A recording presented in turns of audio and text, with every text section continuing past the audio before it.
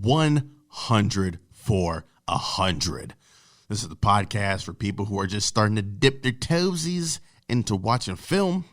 Not quite sure what's out there, what they need to watch.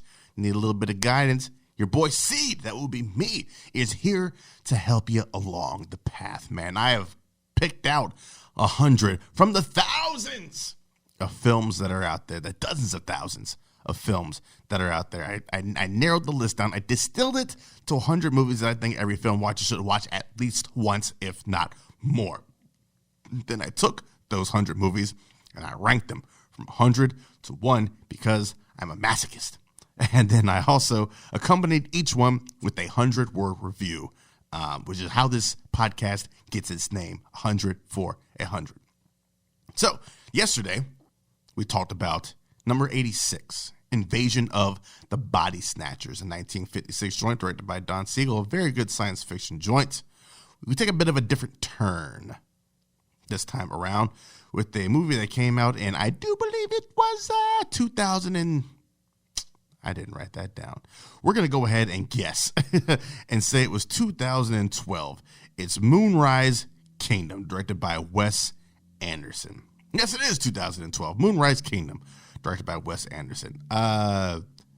This movie is wonderful. If you haven't checked out Moonrise Kingdom, I suggest you get on it. Let's get into the 100-word review of Moonrise Kingdom, and it is as such. Wes Anderson delivers his signature, unique style and perfectly centered frames revolving around two young star-crossed outcasts determined to make a life for themselves. The mixture of dry humor, earnestness, and warmth meld together to construct a fantasy world where the adolescent protagonists are more often more comfortable in their own skin than the adults. Camera work from cinematographer Robert Yeoman gives the film a feel that's sometimes as cold and flat as Susie and Sam.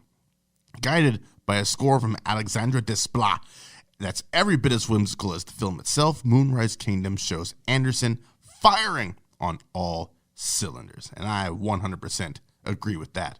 I don't know why I just said that. Of course I agree with it. I fucking wrote it. This movie, man, I love me some. So Wes Anderson is a bit of a weird deal amongst the African-American community. And I don't know if you didn't know this, but I'm a black guy.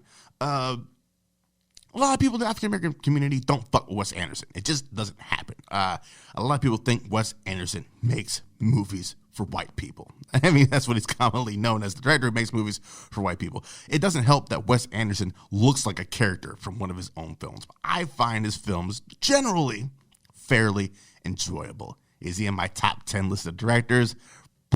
Probably not. If he was, he'd be number 10 or 11. But this movie, man, Moonrise Kingdom, I don't know why, but it really got to me. I just love everything about this film. Jared Gilman and Kara Hayward as Sam and Susie hold this movie down. All right, they do a great job. And I'm not really a fan of child actors. Like, look at Harry Potter, and I'm just like, oh, Jesus Christ, these kids suck. Like, my faith in child actors was nil until season 1 of Game of Thrones. And I'm like, fuck, these kids can act. Yeah, but Moonrise Kingdom, man, those two, Jared and Kara, they really hold this movie down. I'm not a big Ed Norton fan. I do believe I am on record. There we go. Couldn't think of the word. I'm on record as saying that. Matter of fact, different podcasts we had, moving panels. We had to talk about the Incredible Hulk. I had Paul Thornton, the Paprika villain, come on and talk about that show because I just didn't want to watch it because I don't like Ed Norton all that much. Also, that movie's not that great. But here, Ed Norton does a phenomenal job as the camp leader. I think he does a really great job. I like directors that they have their repertory players and they just kind of substitute them in and out with each film. And Wes Anderson, I think, is one that does that probably the best. And in this instance, you got Bill Murray's in there, Frances McDormand, Bob Balaban, Jason Schwartzman, Tilda Swinton. They've all done at least 3 of his movies, Moonrise Kingdom being one of those 3 for each. It is my favorite Wes Anderson movie, although there is a Wes Anderson movie that I have not seen. I still have not seen Grand Budapest Hotel. For whatever reason, it slipped by my grasp. My favorite scene, easily, in this movie is Jason Schwartzman telling them that that he can't legally marry Sam and Susie, and then making Susie spit out the gum as he's telling them why he can't do it. There's so much goofiness and weirdness and silliness in this movie that I love it. I think Bob Balaban as the weird narrator of this bit of business plays a great part.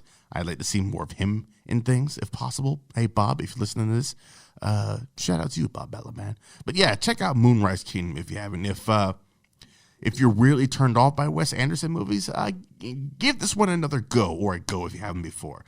I can't guarantee you'll like it.